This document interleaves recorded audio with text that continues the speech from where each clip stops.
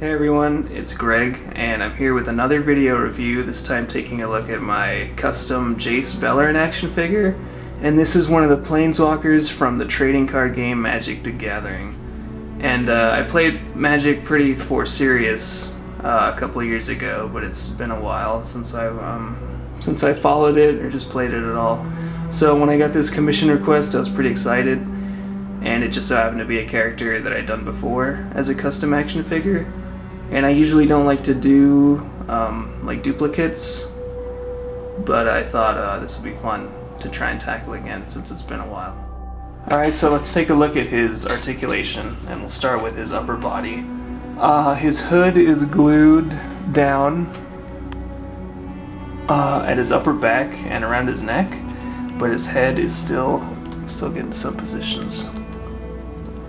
And that's about the extent of that. And then his shoulders, he can move up like this.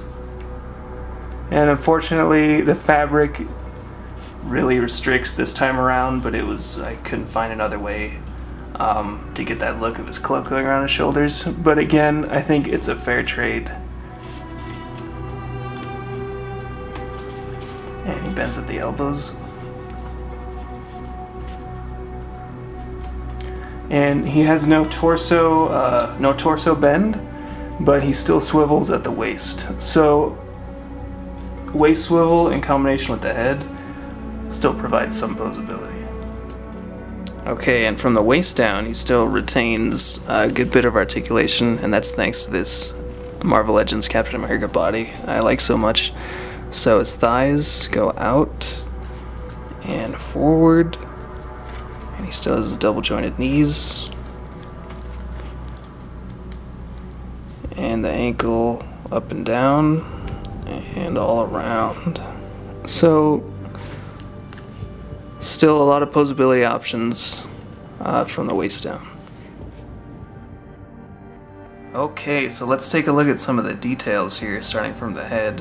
His head and face are fully sculpted, and I even made sure to add his little hair that pops out there under his hood. And his hood and his cloak are two separate pieces. The hood was glued down first to his neck and his upper back, and then I glued the cloak all around here at the collar line for that seamless look, because making both of them into one complete piece would have been too much, I think. And then I had to make sure I got that hood, that correct shape on that hood that goes down like this and like this. So again, that's fabric that's been painted, and while it's still wet, I mold it into place with my fingers and then let it dry, and then keep painting it until it becomes brittle, and then I can get some pretty good folds out of that. So his cloak is one piece, and it goes over his shoulders and all the way around and back. And right here I had to glue these in place like that, so at this scale fabric won't flow and fall naturally, so I have to fake it. So using fabric glue, I can put the folds and ripples where I want them to make it look like it actually has the weight where it would fall over the back of his shoulders like that. And moving down to his torso, this bottom layer I think is tweed or some other kind of fabric, and these straps that go around his midsection are leather and pleather materials, and then here's another kind of like pleather material that goes all the way around. So this was just a matter of matching the subject material that I was working on. And then glued under that is his tabard that he has right here at the waist. And he has one back here too, you can see.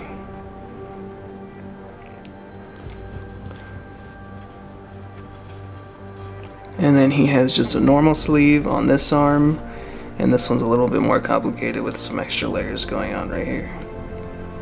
And then both of these gauntlets on each arm are sculpted where the fabric ends. Alright, so let's take a look at what's going on in his legs. So he has these layered pantaloons, and there's this darker part right here, and then he has these like kind of chap-like things going on down to his feet. So I made little shorts for him that end about right here, and then I glued on these pieces. So it's not one complete pant, but that was what I had to do to get that look that he has going on. And a little sculpted stripe on his shoe. And you can see there's the bottom of the tabard right there, and the back of his cloak. And all this extra mile right here, this comes from watching Game of Thrones.